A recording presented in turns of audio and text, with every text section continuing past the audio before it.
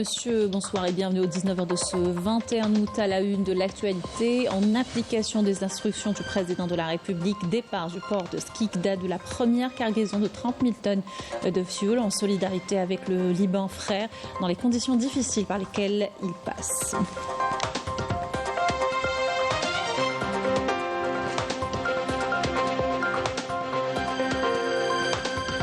Présidentielle du 7 septembre, la campagne électorale se poursuit pour le 7e jour consécutif. Nous ferons le point sur les meetings et les rencontres tenues hier par les candidats et leurs représentants.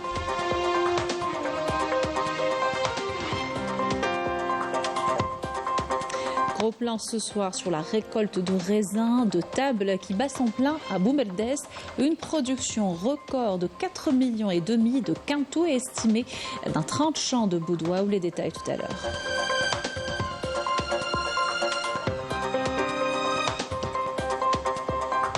Nous irons dans l'une des stations balnéaires les plus prisées de la capitale. Celle de Zeralda accueille des milliers d'estivants chaque année et connaît un véritable engouement de la part des Algériens établis à l'étranger. Reportage dans cette édition. Bienvenue à tous, heureuse de vous retrouver. Avant de développer ces titres, réunion du gouvernement présidée ce mercredi par le Premier ministre Nedel Arbaoui, consacrée à l'examen de la question de l'amélioration de l'exploitation des services aériens. Dans le cadre du suivi de la mise en œuvre des grands projets stratégiques et structurants, le gouvernement a entendu une communication sur l'état d'avancement du projet de mine de zinc et de plomb d'Oued Amizour dans la wilaya de Béjaïa qui a permis de faire le point sur les progrès réalisés selon les échéances établies. Et enfin, le gouvernement a examiné un projet de décret exécutif relatif au renforcement du cadre réglementaire régissant la circulation routière afin d'assurer la sécurité des personnes et des biens. Il a également entendu une communication sur les progrès réalisés dans la mise en œuvre du système intégré de gestion budgétaire et comptable. Je vous le disais tout à l'heure, en application des instructions du président de la République, la Sonatrach a expédié la première cargaison de 30 000 tonnes de fioul depuis le port de Skikda vers le Liban frère à bord du navire Ineker. L'opération entre dans le cadre de la solidarité avec le Liban et son approvisionnement en carburant afin de dépasser la crise actuelle. Un geste reflétant la profondeur des relations entre l'Algérie et le Liban. Aïcha Boubrik, Walid Yousfi. À peine arrivé au port pétrolier de Skikda, ce navire s'apprête à être chargé de 30 000 tonnes de fioul pour ensuite rallier le Liban.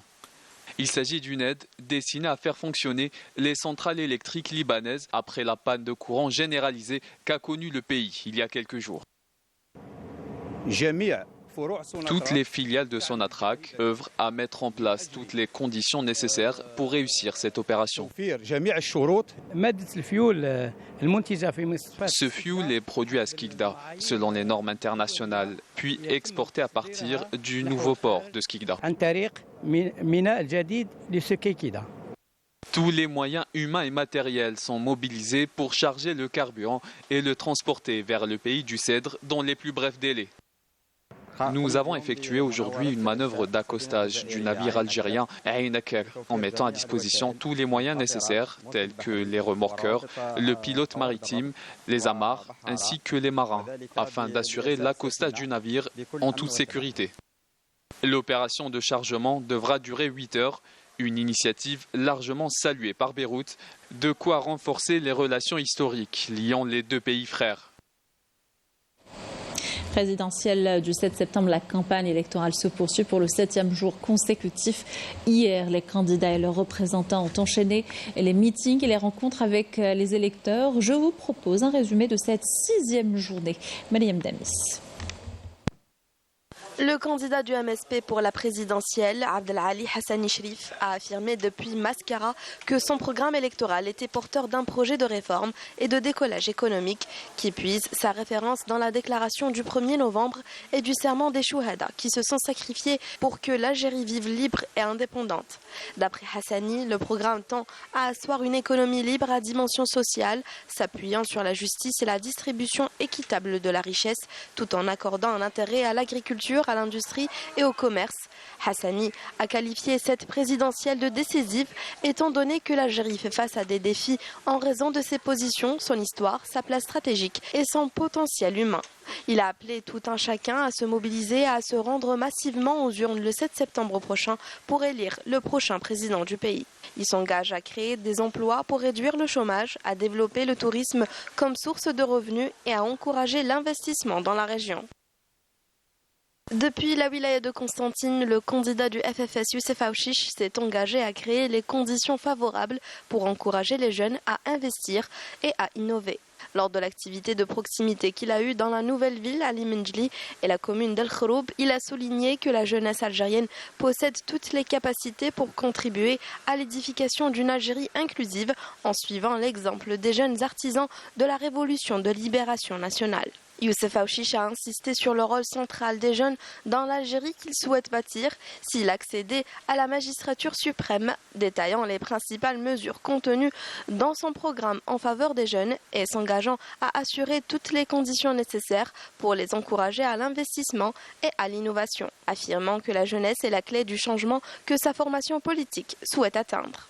Le candidat du FFS a également mis l'accent sur l'importance d'une forte participation au scrutin qu'il considère crucial pour l'avenir du pays. De leur côté, les dirigeants des formations politiques soutenant le candidat indépendant Abdelmajid Tebboune ont sillonné plusieurs wilayas où ils ont animé des meetings et activités de proximité avec les citoyens. À Skikda, le secrétaire général du FLN, Abdelkerim Ben Mbarak, le secrétaire général du RND et le président du parti Franc El Mustaqbel, Fatah Boutobik, ont rappelé les réalisations du candidat indépendant Abdelmajid Tebboune durant son premier mandat et ont permis de faire face à toutes les tentatives de déstabilisation de l'Algérie, la préservation de la dignité du citoyen et l'ouverture du champ politique aux jeunes et à la femme pour occuper la place qui leur revient. Dans le même sens, le président du mouvement El Bina, Abdelkader Ben Grina, a affirmé depuis Boumerdas et Alger que les réalisations de Abdelmajid Tebboune ont permis à l'Algérie d'être souveraine dans ses décisions. Le président du parti Sawt al-Sha'b, Lamine Osmani, le président du parti El Fajr Jadid, Tahar Ben Baïbesh et la présidente du parti Tej, Fatima Zahra Zerwati, ont exhorté les citoyens à se rendre en masse aux urnes. Le scrutin présidentiel occupe les esprits et monopolise les discussions. Nos équipes se sont rapprochées des habitants de Biskra cette fois et qui s'intéressent de près au plus important événement de la vie politique du pays. Si les débats sont nombreux autour de leurs aspirations et leurs attentes, la nécessité de voter le jour J fait l'unanimité, comme vous allez le voir dans ce reportage. Mohamed Abi Ismail, commentaire de Yanis Aïd Belkacem. À Biskra, les discussions au sein de ce café tenu par un ancien professeur en sociologie tournent autour des prochaines élections présidentielles. Les clients s'accordent sur l'importance de participer activement au scrutin et soutenir le candidat qu'ils jugent habilité à apporter du changement. Nous abordons souvent les défis auxquels fait face le pays actuellement, notamment les prochaines élections, et nous sommes tous d'accord sur le fait de soutenir ce projet national et de soutenir le candidat qui guidera le pays.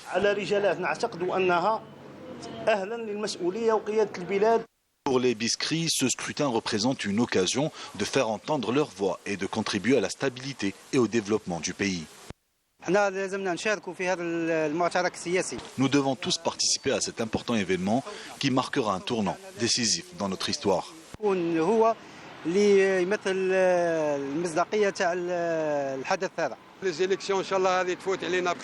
espérons que ce scrutin se passe dans les meilleures conditions. Nous voulons que le pays se porte bien et nous avons constaté l'évolution dans le pays. Nous revenons de loin.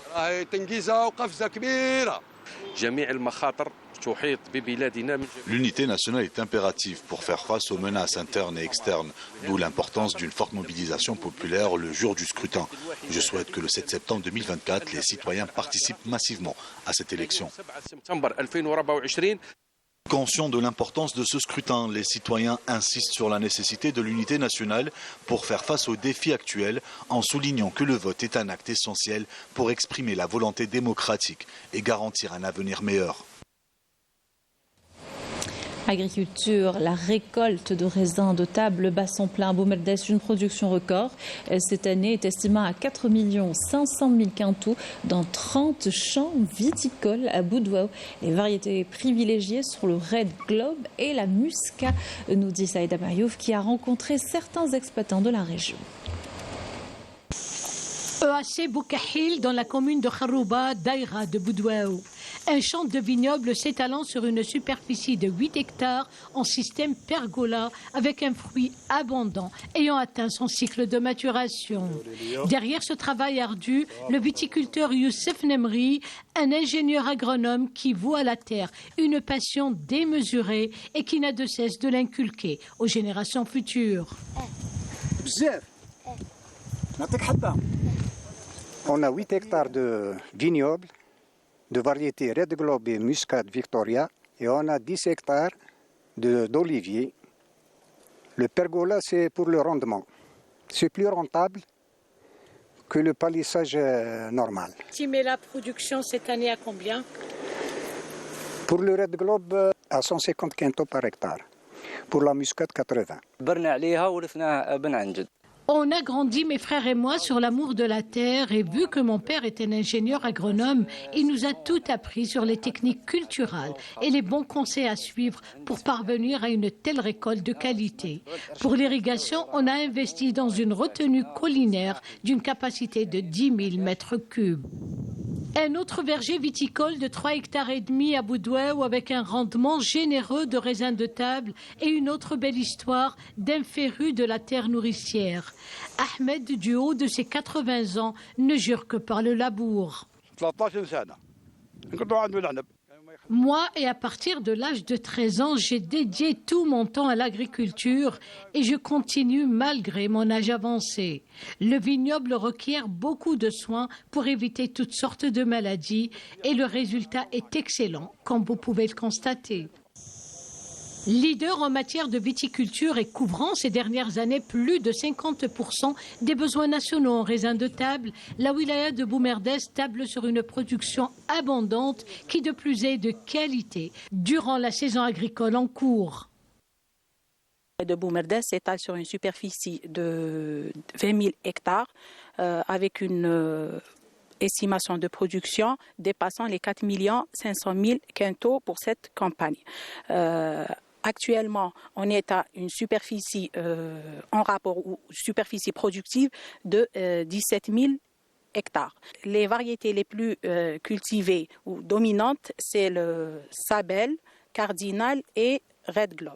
En perspective, nous souhaitons et nous encourageons les agriculteurs à s'insérer dans le créneau transformation et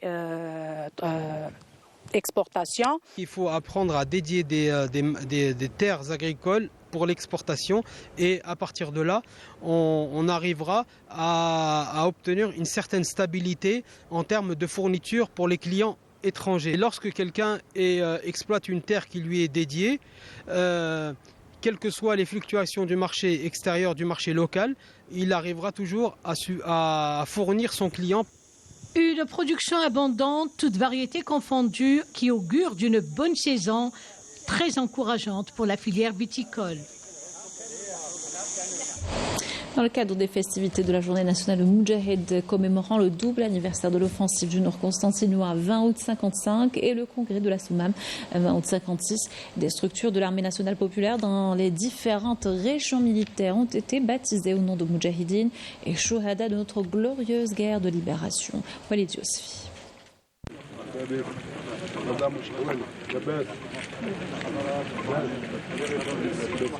À l'occasion de la journée du Moudjahid, le général-major Nourdine Hambli, commandant de la 5e région militaire, a présidé hier la cérémonie de baptisation du siège du bataillon de chars du nom du martyr Hamida Soufi.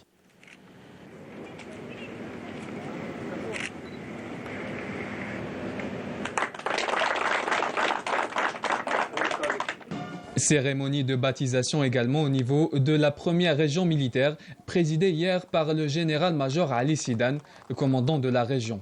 Le siège du groupement territorial de la gendarmerie nationale de Djelfa porte désormais le nom du shahid Tamer Ben Amran.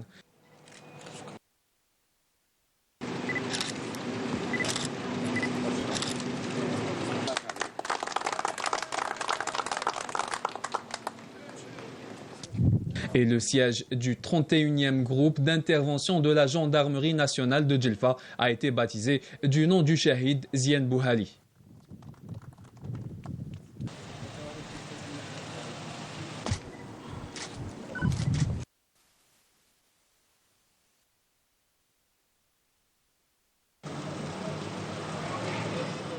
Le général-major Mohamed Taïb Brakni, commandant de la 2e région militaire, a présidé aujourd'hui la cérémonie de baptisation de l'établissement ministériel de la réserve générale de munitions du nom du défunt Moujahid Abdelkader Fellouhi.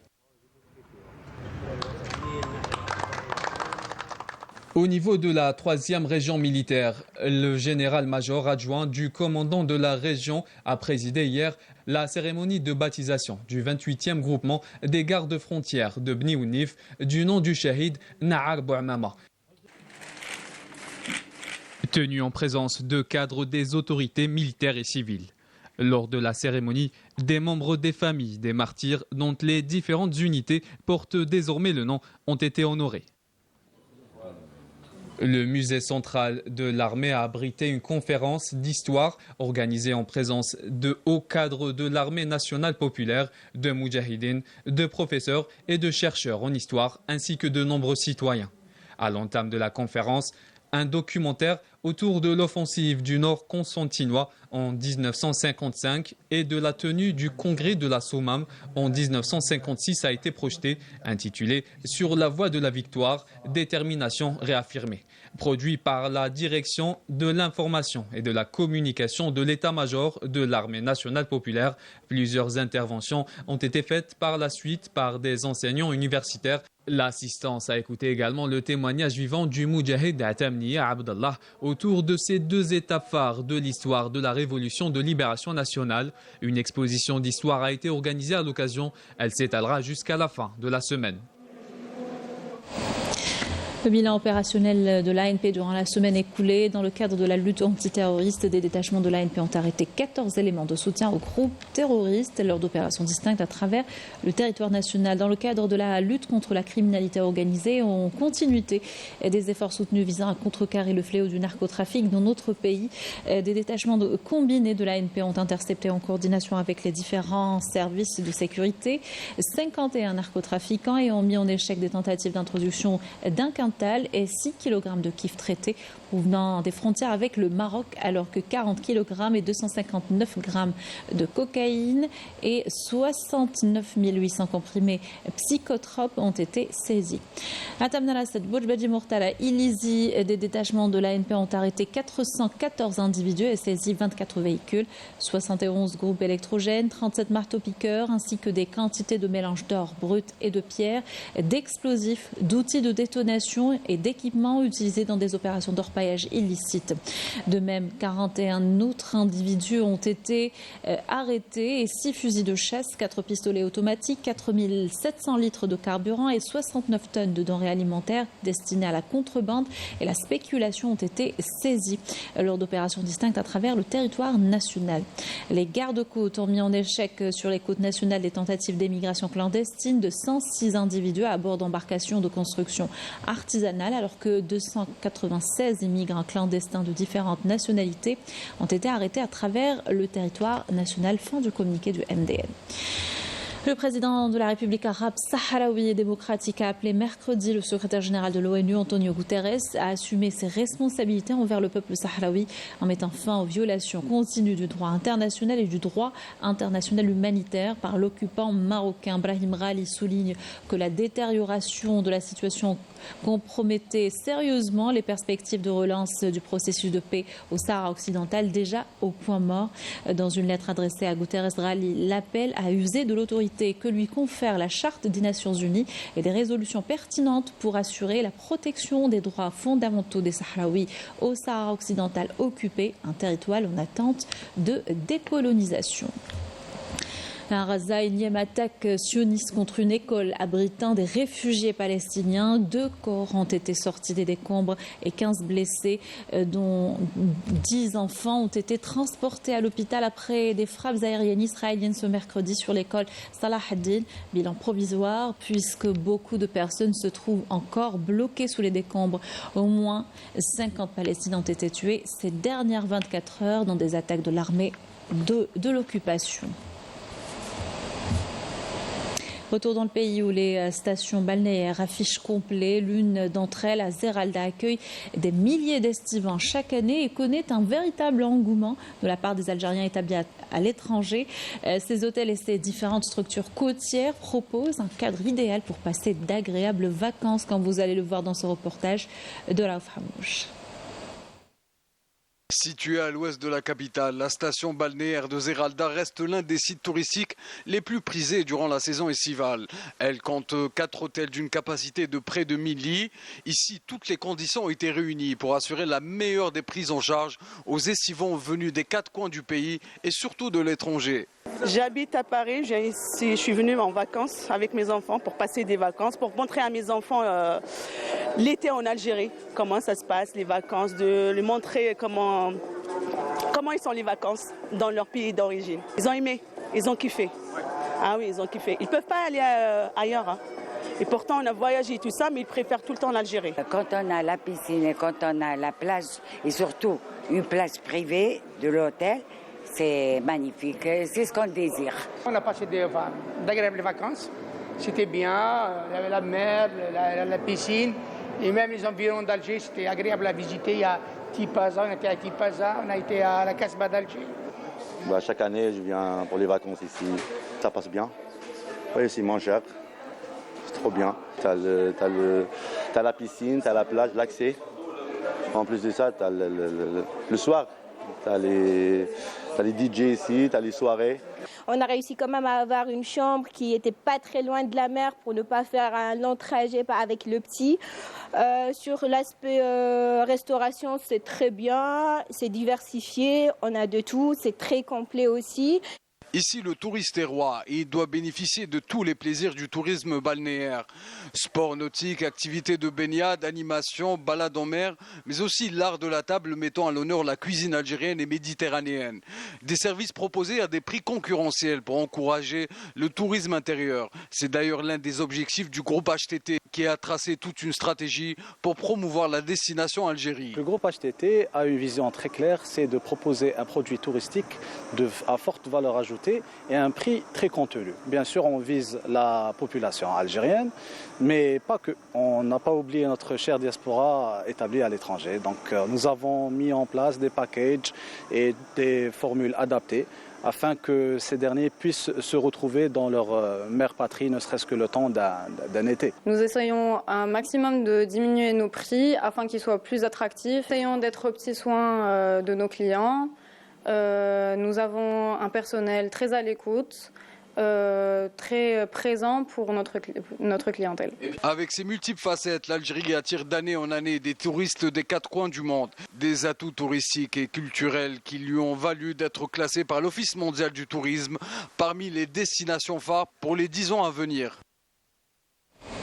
On reste sur les côtes algériennes et on va à Cherchel, dans la wilaya de Tipaza, ville antique renfermant de nombreux vestiges de différentes ères historiques, témoins également des civilisations qui se sont succédées dans cette région. Petit aperçu de sa grande histoire dans ce reportage de Falil Hamdi. Ville antique sur la côte méditerranéenne appelée Yol, puis Césarée de Mauritanie. Elle était l'une des plus importantes cités du littoral de l'Afrique du Nord. Cherchel, située à environ 90 km à l'ouest de la capitale Alger. Ce qui caractérise cette ville, c'est déjà son climat. C'est un climat idéal parce qu'elle est située dans une région qui est entourée de collines formant un amphithéâtre, la préservant ainsi des chaleurs qui viennent du sud. Donc on a une partie qui arrête cette chaleur et puis la fraîcheur qui vient de la mer. Ces statues de type hellénistique d'une qualité exceptionnelle, des ruines de temples et monuments romains, des musées aussi. C'est le théâtre romain du 1er siècle, donc de l'époque de Juba, qui a été transformé en amphithéâtre au 2e siècle. C'est pour ça que nous voyons derrière nous un mur qui sépare les gradins de la Seine. Et un mur aussi vers le nord qui fait une arène. Donc vers le 2e siècle, la mode était plutôt à l'amphithéâtre qu'au théâtre. On aimait voir les combats de gladiateurs et des animaux, et pas des scènes seulement dramatiques, etc. On ne peut parler de Cherchel sans parler de Ain el-Qsiba. Sans aucun doute, l'une des plus importantes anciennes villes arabes bâties entre le XVIe et le XVIIIe siècle. Alors, Ain el-Qsiba, on l'appelle Ain el-Qsiba en fait, c'est pas pour une fontaine, mais il y a la rue de Sidi Ibrahim où il y avait une fontaine publique et on l'appelle Ain el-Qsiba. El-Qsiba, ça veut dire la petite Kasbah. La ville de Cherchel n'a jamais été abandonnée, donc successivement les gens venaient s'installer sur les autres. Donc ça forme une superposition, une stratigraphie historique. Donc on a à peu près, la sédimentation n'est pas régulière ici. Donc des fois à 2,50 m, 3 mètres, on trouve des restes puniques de l'époque carthaginoise. Ensuite des restes romains, des restes des fois byzantins, mais rarement. Mais ensuite les musulmans. Si vous avez du temps, profitez de votre passage pour visiter les sites archéologiques et les vestiges romains et prendre aussi un bon bain de mer. Voilà qui termine notre journal. Merci de l'avoir suivi. Excellente soirée sur Canal Algérie.